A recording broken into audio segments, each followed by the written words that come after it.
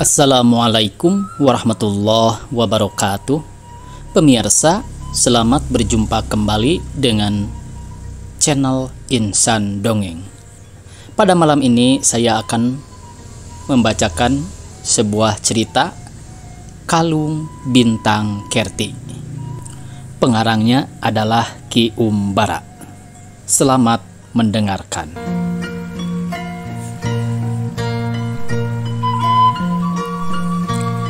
Alkisah tersebutlah negara Pakuan Pajajaran sewafatnya Raja Sepuh. Negara diserang dan diamuk oleh binatang-binatang buas yang masuk serempak dari hutan-hutan.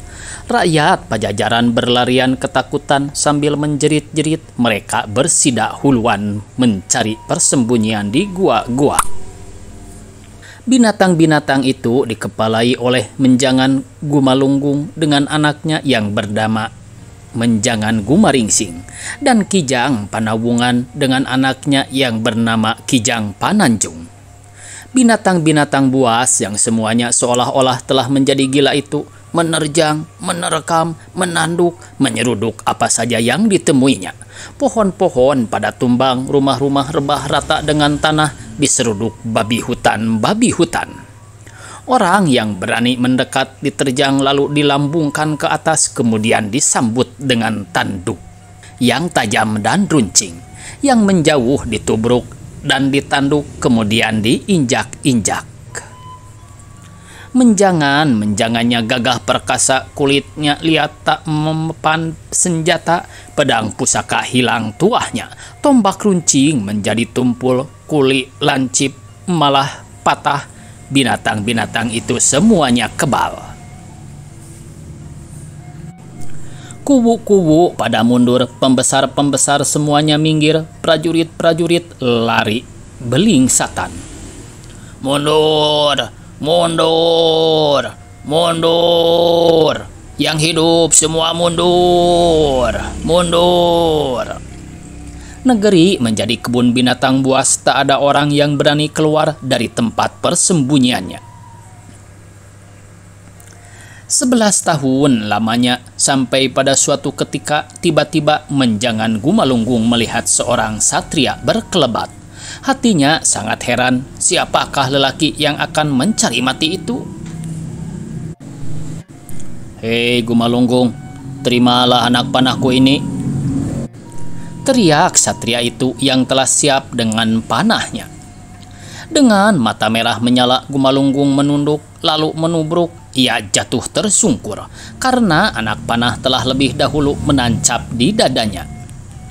Menjangan Gumaringsing datang menuntut balas kematian bapaknya, tetapi sebelum sempat menerjang, anak panah telah memutuskan lehernya. Lalu Menjangan itu hilang, dan di tempat tadi muncullah seorang manusia yang langsung menyembah-nyembah minta ampun. Kijang Panawungan tiba-tiba menyambara dari belakang, tetapi yang disambar dengan cepat merendahkan badannya sehingga terhindar dari tanduk yang tajam dan runcing itu. Ketika Kijang itu membalik, maka anak panah sang satria datang menembus dadanya. Kijang Panawungan pun matilah. Dengan penuh nafsu, Kijang Pananjung menyeruduk sambil menunduk. Sang satria mundur dan menghindar, mencari kesempatan. Ketika dada Kijang itu tampak terbuka, hanya sekilat anak panahnya telah menyelinap menusuk jantungnya. Kijang itu lalu hilang, dan jadilah ia seorang pemuda yang kemudian menyembah-nyembah memohon hidup. Melihat kejadian itu, binatang-binatang yang lainnya berhamburan masuk hutan kembali. Maka rakyat yang dahulu melarikan diri dan bersembunyi di dalam gua-gua kini mulai berdatangan, pulang kembali ke kampung halamannya. Dari sehari ke sehari negara Pajajaran menjadi ramai lagi, bahkan lebih ramai daripada sebelum diserang dan dilanda oleh binatang-binatang buas itu. Siang malam rakyat tak henti-hentinya bekerja keras membangun negaranya yang telah hancur itu.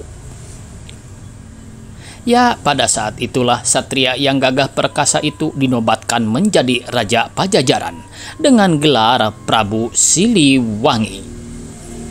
Beliau terkenal sebagai raja yang adil dan bijaksana yang kasih sayang kepada rakyatnya.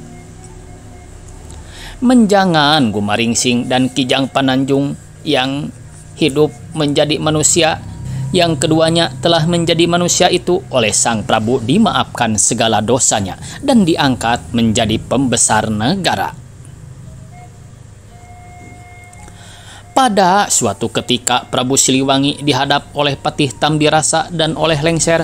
Patih duduk bersila mengatur sembah. Di sebelah kanannya agak ke belakang Lengser duduk menunduk. Kedua orang itu sangat dikasihi dan dituakan oleh raja. "Paman Patih," sabda raja. "Daulah tuanku," jawab Patih sambil menyembah. "Ada yang akan anak kanda sampaikan kepada paman." "Titah tuanku, Paman Jungjung." "Paman, ada berita terbawa angin lalu. Konon di desa Karawang ada seorang guru Syekh Hasanuddin namanya. Berasal dari negara Cempa. Guru itu telah mendirikan pesantren agama baru. Apakah Paman Patih sudah tahu?" Mendengar sabda raja demikian itu, Patih Tambirasa diam menunduk. Beliau merasa malu karena sebagai patih beliau terdahului oleh raja dalam hal mengetahui keadaan negerinya. "Daulah tuanku," katanya kemudian, "maafkanlah kelalaian paman. Sesungguhnya mendengar pun paman baru sekarang." "Barangkali Paman Lengser," sabda raja sambil melirik kepada Lengser. "Daulah tuanku, jangankan paman, Juragan Patih pun tidak mengetahuinya," jawabnya sambil menyembah lalu agak menjauh duduknya dari Patih. "Kalau begitu, kita sudah kecurian Paman Patih." Mendengar sabda raja yang halus tetapi tajam itu, Patih Tambirasa makin menunduk malu. Maka timbullah amarahnya, marah kepada guru yang telah mendirikan pesantren tanpa izin lebih dahulu itu. Sembahnya, ya tuanku, izinkanlah paman untuk menangkap guru itu." "Sabar paman, jangan terburu nafsu," sabda raja. "Ingat, negara kita tidak melarang siapa saja untuk mengembara dan mencari nafkah di negara kita ini." "Benar tuanku, tetapi selama orang itu tidak menyusahkan kepada kita. Adapun guru itu, ia jelas akan menyusahkan kita. Ia menyebarkan agama baru. Akibatnya rakyat negara kita akan terpecah menjadi dua, antara yang menganut dan yang tidak menganut agama yang dibawanya itu." Sejenak Prabu Siliwangi diam tidak berkata-kata. Kemudian sabdanya, "Tetapi paman, agama itu urusan keyakinan, tidak dapat dipaksa oleh siapapun." "Sabda tuanku sungguh benar." "Oleh karena itu, biarkanlah saja dahulu paman. Nanti kalau benar-benar membahayakan ketentraman rakyat kita, baru kita tumpas sampai ke akar-akarnya." "Titah tuanku, Paman Jungjung." Setelah diam sejenak, Prabu Siliwangi bersabda lagi, "Paman, yang menjadi pikiran anak kanda sekarang." Raja tidak meneruskan sabdanya seperti yang ragu-ragu. "Daulah tuanku, ada apakah gerangan?" Menurut berita itu selanjutnya, sabda raja lagi, "Guru itu mempunyai seorang santri perempuan, Nyimas Subang Larang namanya, putri Ki Gedeng Tafa, Ratu Singapura, cantik dan bijak. Anak kanda ingin membuktikan benar tidaknya berita itu, paman." Paman Lengser segera menyela sembahnya. "Paman mafhum, sudah kemana arah sabda tuanku? Izinkanlah hamba pergi ke sana." Sambil tersenyum raja bersabda lagi, "Syukur kalau begitu paman. Berangkatlah paman ke sana. Dan kalau berita itu benar, langsung saja sampaikan kepada guru itu bahwa Nyi Putri Subang Larang akan dijadikan prameswari oleh Raja Pajajaran." "Segala titah Paman Jungjung, izinkanlah paman pergi sekarang." "Pergilah Paman Lengser," kata Sang Prabu Siliwangi. Dari istana, Lengser pulang dahulu ke rumahnya berdandan, maklum akan pergi jauh. Ikat kepala model paros nangka, kain sarung model kotok nonggeng, baju kampret dari kain agak longgar. Ia tidak lupa untuk menyandang koja berisi gulungan nasi sebesar paha, beserta garam dan cabai rawit sebagai lauk pauknya. Dan kujang pun siap pula di pinggang, maka berangkatlah ia berjalan kaki, masuk hutan keluar hutan menyusur kali. Tidak kita ceritakan di sini hal ihwal di jalannya, tetapi setelah ia tiba di Karawang, ia lalu masuk ke pekarangan pesantren. Cara guru itu menatap pekarangannya sangat menarik hati Lengser. Jalan-jalan kecil yang diberi batu kerikil bersimpangan ke tiap arah. Sepanjang sisinya ditanami berbagai bunga aneka warna, harum semerbak, selokan-selokan kecil dengan airnya yang bening mengalir di sana-sini.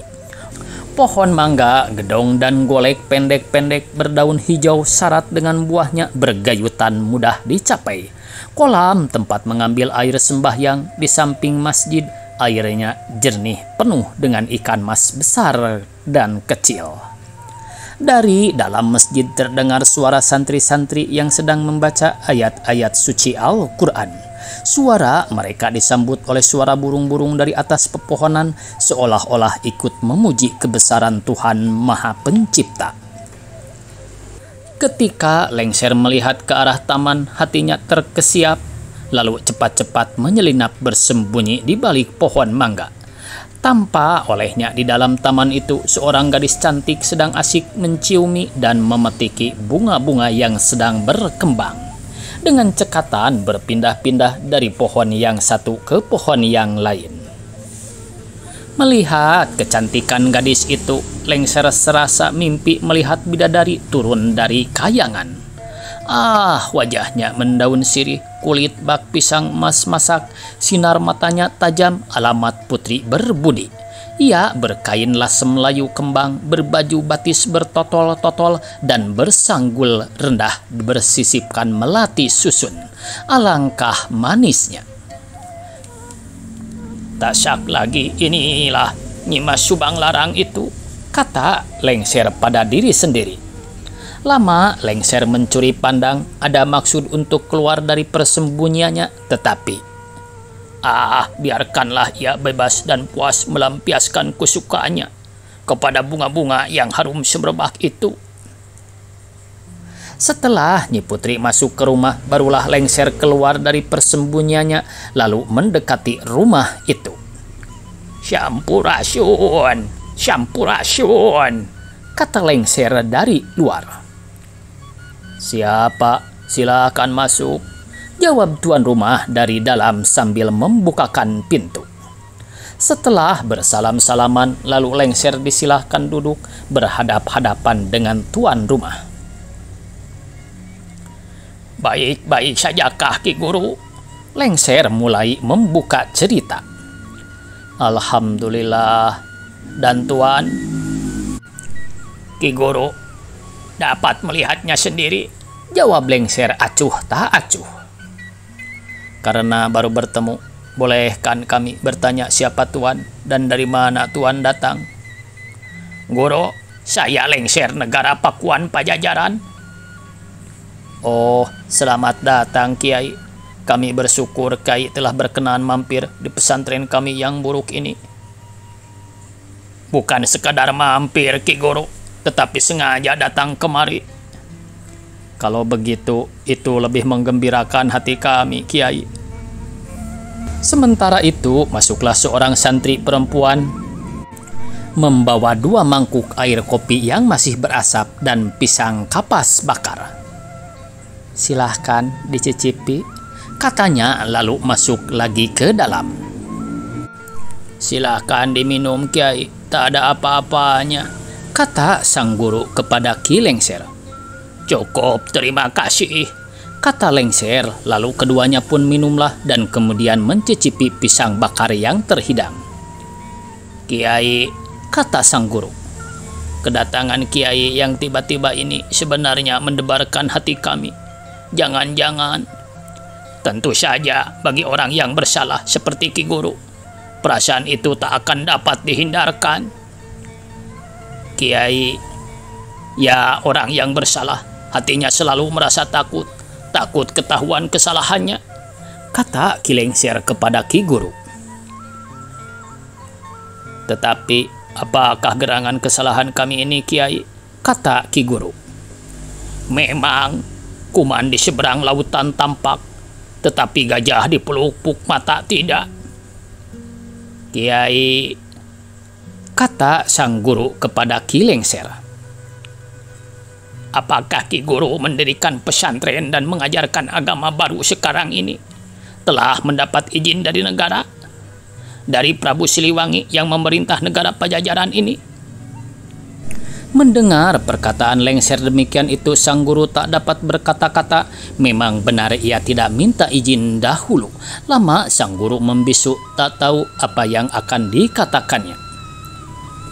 Ki Guru tentu tahu, kata Lengser seterusnya, bahwa agama yang dianut orang di sini adalah agama Buddha.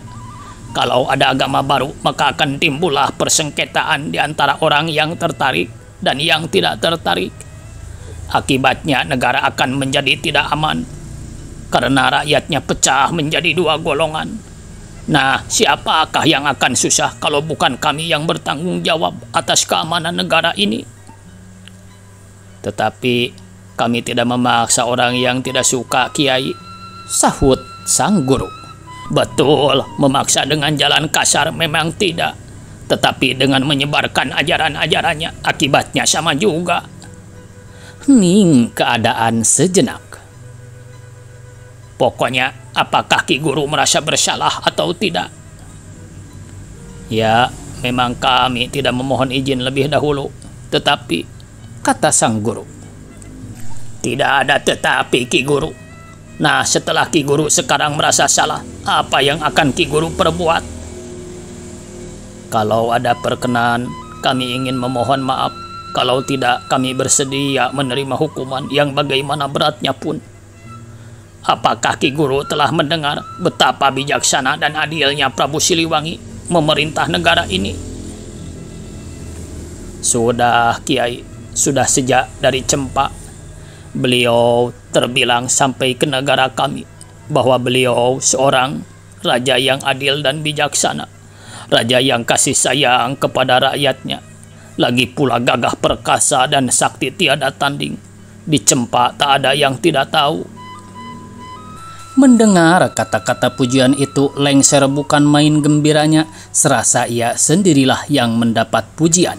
Dengan berseri-seri ia berkata, Ki Guru, sekarang keadilan dan kebijaksanaan Prabu Siliwangi itu dianugerahkan kepada Ki Guru. Kesalahan Ki Guru oleh Baginda sudah dimaafkan. Bahkan Ki Guru diperkenankan meneruskan mengajar agama baru itu. Agama Islam namanya, bukan? Betul, Kiai, agama Islam. Kami sangat berterima kasih atas kurnia Sang Prabu kepada kami. Mudah-mudahan Baginda selalu mendapat lindungan yang maha pengasih. Tetapi Sang Prabu ada permintaannya, Ki Guru. Sang Prabu ada permintaannya, Kiai. Betul, beliau minta Nyi Putri Subang Larang akan dijadikan prameswuri di Istana Pakuan Pajajaran. Mendengar perkataan itu, sang guru menggigit bibir. Ia bingung, karena sampai saat itu telah beberapa orang raja yang datang meminang Nyi Subang Larang. Tapi semuanya terpaksa pulang dengan menggigit jari, karena seorang pun tak ada yang sanggup memenuhi permintaannya. Permintaan Nyi Putri itu. Bagaimana, Ki Guru? Tanya Lengser. Kiai, meskipun benar Nyi Putri itu murid kami, tetapi kami sama sekali tidak mempunyai hak untuk menerima atau menolak pinangan Sang Prabu. Soal itu terserah kepada Nyi Putri sendiri. Kalau begitu, apakah tidak lebih baik kalau saya bicara langsung dengannya? Kata Ki Lengser. Itulah yang sebaiknya, Kiai. Setelah berkata begitu, lalu sang guru permisi untuk pergi ke dalam memanggil Nyi Putri. Tidak lama kemudian sang guru dan Nyi Putri telah duduk bersama-sama tamunya. "Olis," kata sang guru. "Tamu kita ini Kiai Lengser, utusan Prabu Siliwangi." "Selamat datang, Paman Lengser," kata Nyi Putri dengan sopan. Terima kasih," jawab Lengser berseri-seri. "Apakah ada sesuatu amanat dari Sang Prabu, Paman?"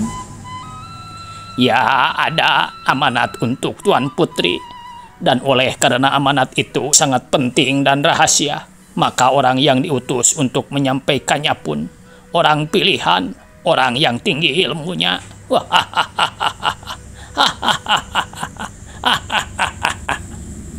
Ki Guru ikut terkekeh-kekeh sedangkan Nyi Putri tersenyum-senyum simpul. "Ilmu apakah gerangan yang Paman pelajari sehingga setinggi itu, Paman?" tanya Nyi Putri masih tersenyum-senyum. "Ilmu asihan."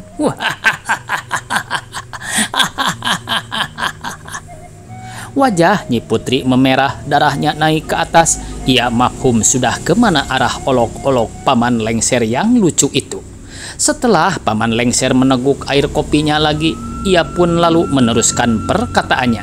Ujarnya, "Sang Prabu hendak mengambil Tuan Putri sebagai pramusyawarinya. Alangkah gembiranya hati Baginda bila utusannya kembali dengan membawa berita gembira. Dan alangkah bahagianya rakyat Pajajaran." Hening seketika suasananya. Kemudian kata Nyi Putri, "Paman Lengser, Gunung Ciremai itu besar, tetapi masih besar hati anak Kanda mendengar bahwa Sang Prabu Siliwangi yang sakti itu berkenan menjadikan anak Kanda prameswarinya. Tetapi untuk menyampaikan kata putus, anak Kanda ingin berhadapan langsung dengan Sang Prabu. Oleh karena itu, sudilah kiranya Sang Prabu mengunjungi lebih dahulu pesantren kami yang tiada sepertinya ini, sebelum anak Kanda menerima pinangannya, Paman." Tobat. Tetapi kalau itu kehendak Tuan Putri, apa boleh buat, akan Paman sampaikan." "Terima kasih, Paman." Setelah itu, obrolan dilanjutkan dengan hal yang lain-lain sambil makan dan minum. Petang harinya, Lengser permisi pulang. Setelah Prabu Siliwangi menerima laporan tentang betapa cantik dan bijaknya Nyi Putri Subang Larang dari Lengser dan pula tentang permintaannya, maka keesokan harinya berangkatlah beliau ke Karawang menemuinya.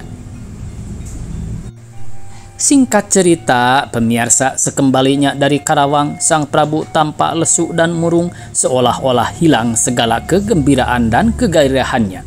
Beliau sering duduk termenung sehingga betul-betul mencemaskan seisi istana dan para pembesar negara. Melihat Sang Prabu berkeadaan demikian, Patih Tambirasa segera datang menghadap. Dihaturkannya sembah lalu duduk bersila di hadapan Baginda. "Tuanku, siang dan malam Paman bersedia menjunjung titah." Sang Prabu mengangkat kepalanya tetapi tidak bersabda. "Tuanku, seluruh rakyat Pajajaran bersedih hati karena mengetahui Tuanku tiada bergembira.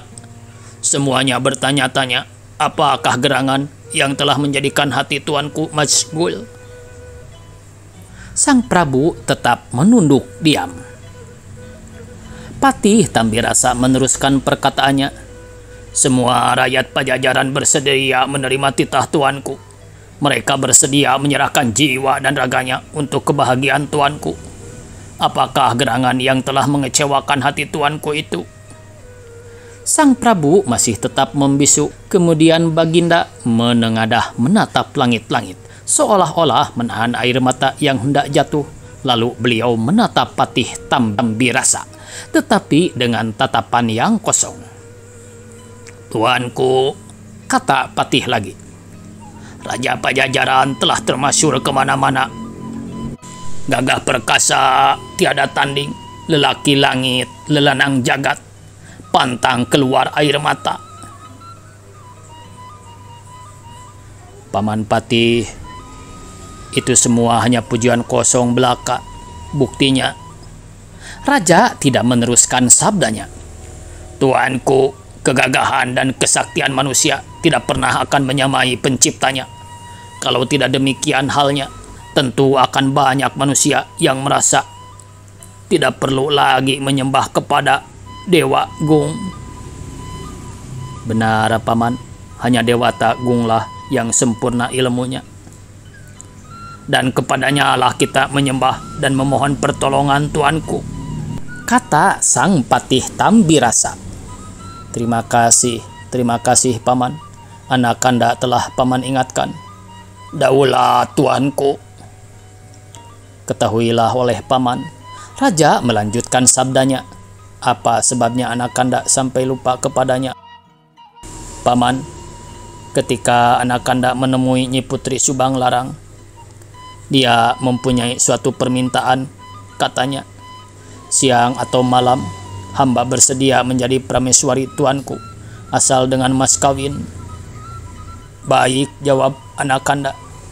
Ingin dengan emas besar anak kerbau atau dengan intan berlian banyaknya sekarung, pasti akan Kanda penuhi. Dan bagaimana jawabnya, Paman? Hamba tak perlu lagi emas, intan, dan berlian, sebab pada orang tua sendiri pun sudah lebih dari cukup. Coba terka oleh Paman, apakah yang dimintanya itu? Ya dewa, yang bukan Paman, yang tak mungkin dapat dipenuhi oleh siapapun, sabda Raja, lalu menunduk sedih. Apakah gerangan yang dimintanya itu, tuanku?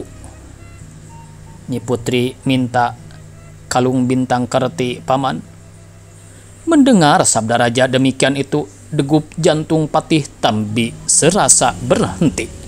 Ia tak dapat berkata-kata, hanya kepalanya saja yang tak henti-hentinya menggeleng-geleng. Paman, sabda Raja seterusnya. Ketika Anakanda mengatakan bahwa permintaannya itu tidak mungkin dapat dipenuhi, jawabnya sungguh mengiris hati lelaki. Katanya, kalau benar Prabu Siliwangi itu lelaki langit lelenang jagat, pasti permohonan hamba itu dapat dipenuhi. Sebaliknya, kalau permohonan hamba itu tidak terbukti, tak benarlah apa yang dimasyurkan orang selama ini.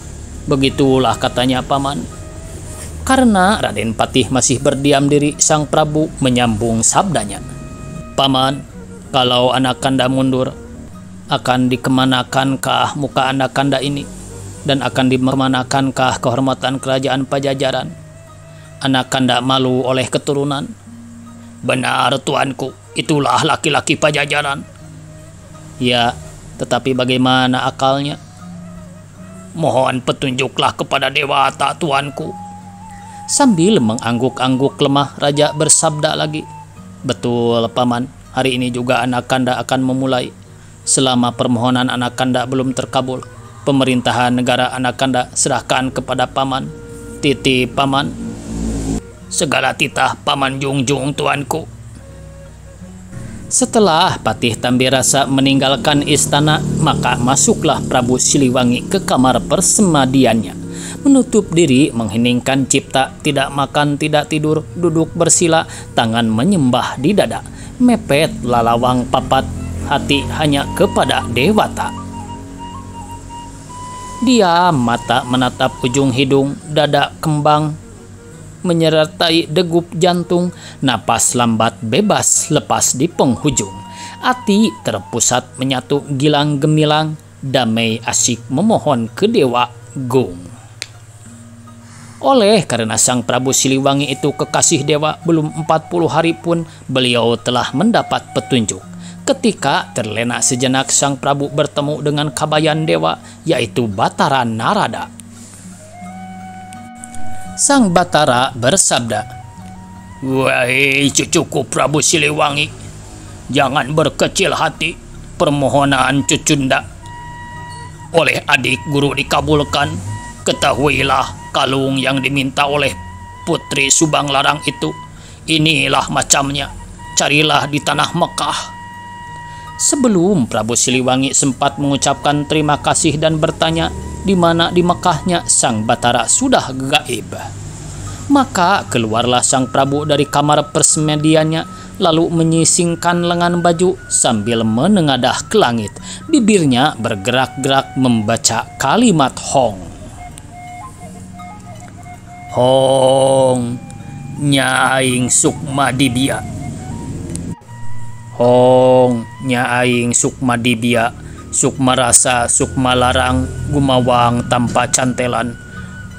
Angadaton tanpa genah, gumilang tanpa sarira. Lenyap ilang, datles ilang, angles les aluar raga. Oranana ingrat jagat, sakabeh-kabeh tan ana. Begitu tamat, begitu beliau melejit ke langit. Singkat cerita, pemirsa, tersebutlah Prabu Siliwangi telah mendarat di Mekah, tepat di samping Ka'bah. Kebetulan di situ ada seorang waliullah. Pada saat itu pula jatuhlah ke hadapan waliullah itu kalung bintang kerti dari langit. Melihat kalung itu, Prabu Siliwangi merasa tidak syak lagi bahwa itulah kalung yang diminta oleh Nyi Putri Subang Larang itu. Karena sama betul dengan kalung yang diperlihatkan oleh Batara Narada di dalam semadinya. Segera beliau membungkuk akan mengambil kalung itu, tetapi kalah cepat oleh waliullah. Kemudian waliullah itu bertanya, "Hei, kenapa Tuan hendak mengambil kalung ini?" "Karena anak kanda sangat memerlukan, Mamanda," sahut sang Prabu. "Untuk apakah itu?" "Putri yang hendak anak kanda jadikan prameswari meminta supaya mas kawinnya berupa kalung bintang kerti, Mamanda." "Oh, kalau begitu Tuan ini raja ya?" "Betul, anak kanda raja negara Pajajaran dari tanah Sunda." "Agama apakah yang Tuan anut?" "Agama Buddha, Mamanda." Sayang sekali, sebab pemeluk agama Buddha tidak diperkenankan memegang kalung ini." "Tetapi hamba harus memiliki kalung itu, Mamanda." "Bisa, dan syaratnya pun tak berat." "Apakah syaratnya itu?" kata sang Prabu Siliwangi. "Harus mengucapkan syahadat, artinya masuk agama Islam." Dengan tidak berpikir panjang lagi, Prabu Siliwangi meminta kepada waliullah itu agar memimpin pengucapannya. Setelah pengucapan syahadat itu selesai, lalu waliullah itu menerangkan pokok-pokok agama Islam yang didengarkan oleh Prabu Siliwangi dengan sungguh-sungguh. Sesudah itu barulah kalung bintang kerti itu oleh waliullah diserahkan kepada sang Prabu Siliwangi. Sang Prabu minta izin kepada waliullah untuk kembali ke tanah Jawa, tetapi ketika kalimat Hongnya diucapkan, beliau tidak melejit ke langit seperti biasanya. Beliau heran bukan main, tiba-tiba saja kalimat Hong itu hilang keampuhannya. "Kalimat apakah yang Tuan ucapkan itu?" tanya waliullah. "Kalimat Hong, Mamanda. Biasanya kalau anak kanda bepergian jauh, dengan mengucapkan kalimat Hong itu, anak kanda dapat terbang sehingga dapat sampai dengan cepat ke tempat yang dituju. Tetapi sekarang, sekarang kalimat itu sudah tidak bertuah lagi, sebab Tuan sudah memeluk agama Islam." "Lalu bagaimana anak kanda pulang, Mamanda?" "Jangan takut, mari." Sambil berkata begitu, waliullah itu memasang kuda-kuda dan kemudian meletakkan tangan kanannya di atas lutut dengan telapaknya di atas. "Mari, mari," katanya sekali lagi. "Injakan kaki kanan Tuan pada telapak tangan ini, lalu mengucapkan Bismillahirrohmanirrohim dengan khusyuk." Sambil menginjakkan kaki kanannya pada telapak tangan waliullah itu, Prabu Siliwangi mengucap Bismillahirrohmanirrohim. Begitu tamat, begitu beliau melejit ke angkasa. Singkat cerita, Prabu Siliwangi sudah mendarat di Karawang, tepat di depan pesantren sang guru Syekh Hasanuddin bin Syekh Muhammad Siddiq itu. "Assalamualaikum." "Waalaikumsalam," jawab sang guru dari dalam sambil membukakan pintu. Silahkan tuanku, masuk. Setelah bersalaman lalu sang Prabu duduk berhadap-hadapan dengan sang guru. Tentu Ki Guru heran karena anak kanda mengucapkan salam Islam. Sabda Prabu Siliwangi kemudian, bukan heran tuanku, bahkan bergembira, kata sang guru. Lalu Prabu Siliwangi menceritakan dengan panjang lebar bagaimana Baginda mendapatkan kalung yang diminta oleh Nyi Putri Subang Larang itu. Ki Guru Syekh Hasanuddin tak henti-hentinya menyebut nama Allah. Allahu Akbar, Allahu Akbar. Beliau gembira bukan main karena sang Prabu telah mendapat taufik hidayah dan telah memeluk agama Islam dengan mengucapkan syahadat di hadapan waliullah di Makkah. Allah Maha Kuasa. Cepat-cepat beliau memanggil Nyi Putri. Tidak lama kemudian pemirsa, Nyi Putri telah duduk di hadapan sang Prabu Siliwangi dan sang guru menunduk dengan sopan. Elis, kata sang guru dengan ramah. Elis harus bersyukur kepada Allahu Rabbi yang telah memberikan rahmat dan nikmatnya kepada sang Prabu dan kepada Elis. Dengan izinnya sang Prabu telah berhasil mendapatkan kalung yang Elis inginkan. Dan yang lebih menggembirakan lagi, sang Prabu kini telah memeluk agama Islam seperti kita juga.